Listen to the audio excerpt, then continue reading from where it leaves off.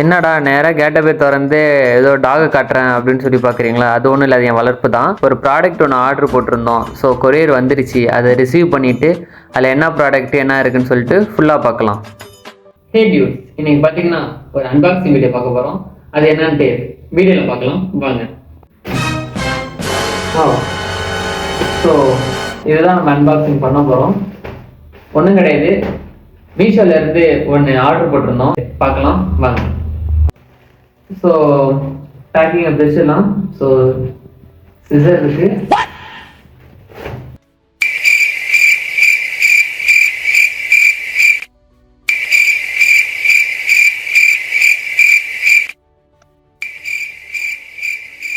ஆக்சுவலாக பார்த்தீங்கன்னா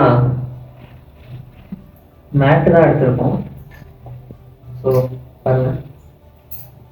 ஸோ பார்த்தீங்கன்னா ஒன்று பாருங்க. ஸோ 2 3 4 5 6 மொத்தமாக 6 மேட் இருக்கு.